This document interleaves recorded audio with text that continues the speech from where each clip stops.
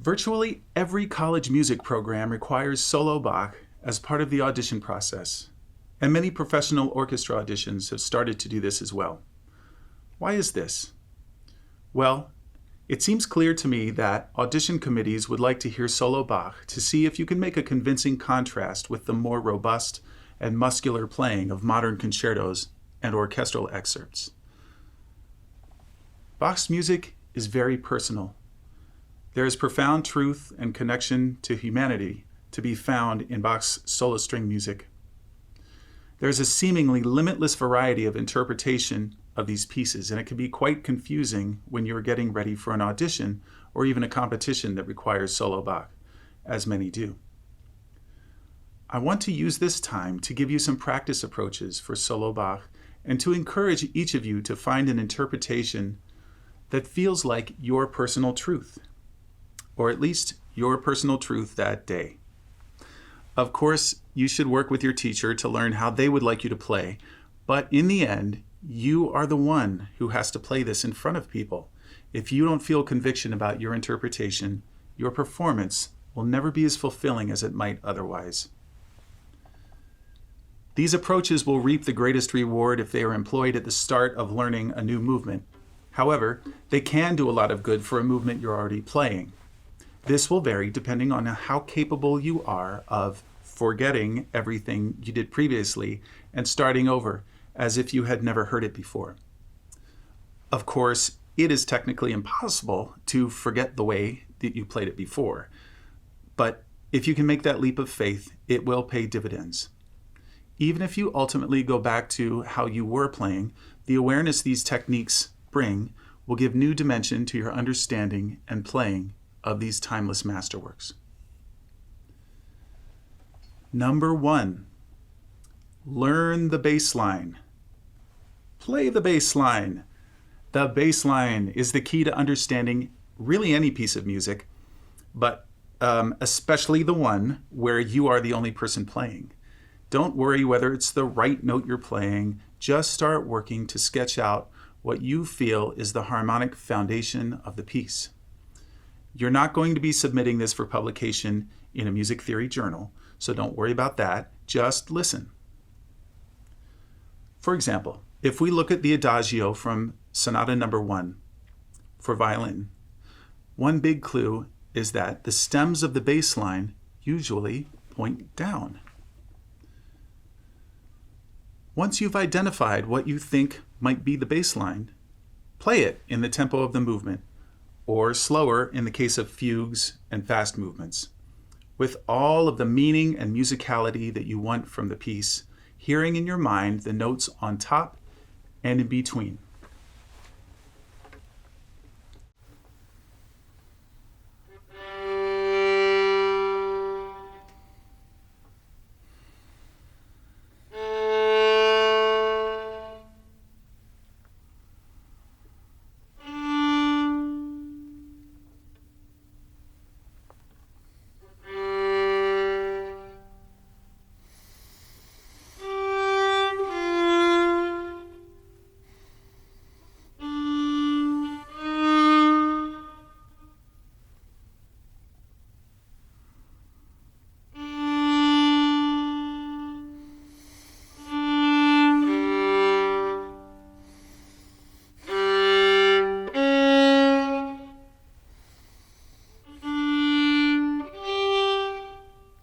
And so on.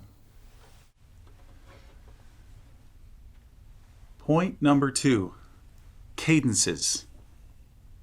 Identify everything you feel as a cadence. Don't freak out. You don't need to have any theory knowledge to simply open yourself up to where the cadences are in the piece you're working on. You already sense them on some level, even if you haven't thought about it yet. A cadence is like a period at the end of a spoken sentence. You do this every time you speak, and your piece is no different. You allow time and space so that your listener can digest the statement you just made. Or you rush ahead insistently if you feel passionate about something. Use the cadence points in your piece to create a flow throughout the movement you're working on. In general, Err on the side of taking too much time at cadences in your practice. This will help ensure that they are recognized and tuned properly. You can always tighten the timing up later if you feel there's too much time. Number 3, articulations and bow technique. While your modern sound should be sustained and projecting, Baroque music requires more variation of playing into the string and out of the string. Vary your arm weight based on where you think the stresses should be. For example, in the famous Preludio from the E major partita,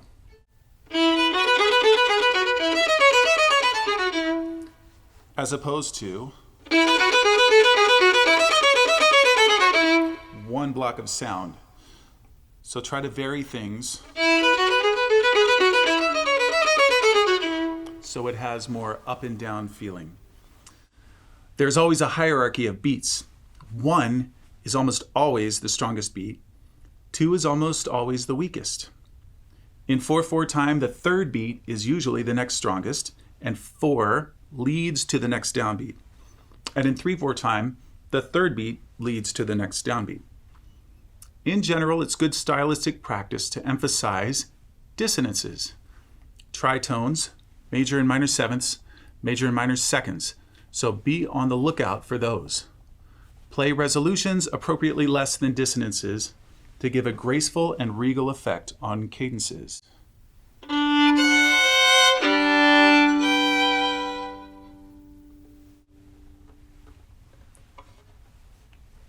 Number 4, how to play chords the absolute correct way.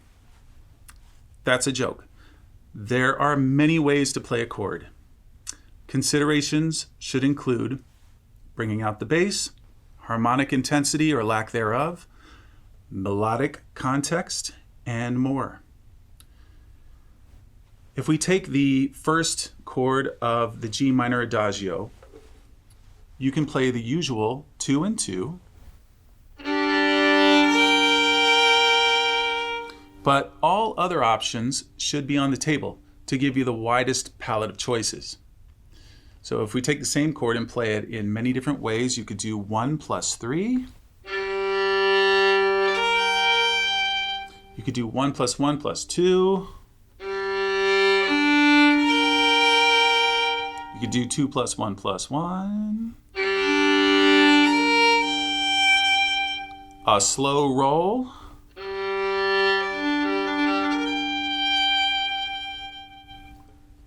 And so on. One helpful technique is to practice open strings with the slow bow, changing arm weight across the strings as you go from single to double strings.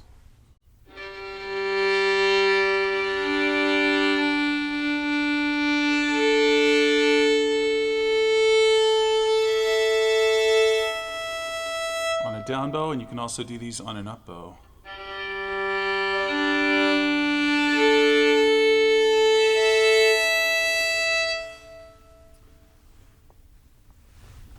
In chordal passages in your Bach, this will help to bring out different voices or to lean on dissonances. Number 5, to vibrate or not to vibrate. I think it's a bridge too far to insist that there be no vibrato in early music. It should depend largely on personal taste as well as the tempo of the movement. However, it is certainly a good idea to practice without vibrato. And this is true of any repertoire from any era, but particularly so with Bach. It forces you to focus on your right arm and the bow, which is the soul of the instrument. The bow is the thing that produces sound, so it needs the most attention. Practicing without vibrato will also highlight any intonation flaws and hopefully force you to think more harmonically in order to address intonation issues at crucial harmonic points. A great argument against using a typical modern vibrato in these pieces is the opening of the second partita, the Allemande.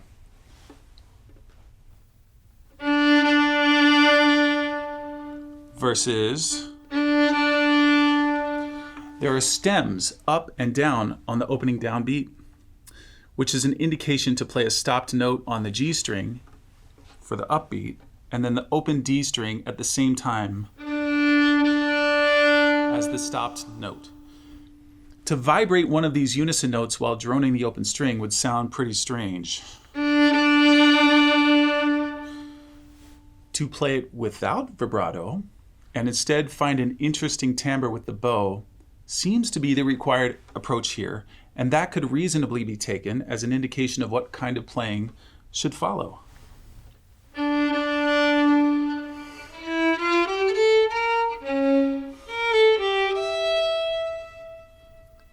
And so on. This leads us into the next category of consideration, number 6, intonation. There are many different types of tuning systems, and therefore many different possibilities for intonation. A quick check of my tuning app on my phone showed 24 different temperaments for tuning keyboard instruments, each with its own particular take on dividing the sounding octave into 12 parts.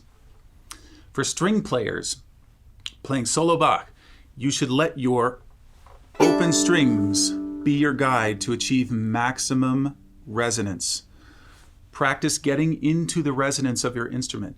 For example, if I'm working on that D minor partita that I just played, I'm going to be warming up my ear with something like this.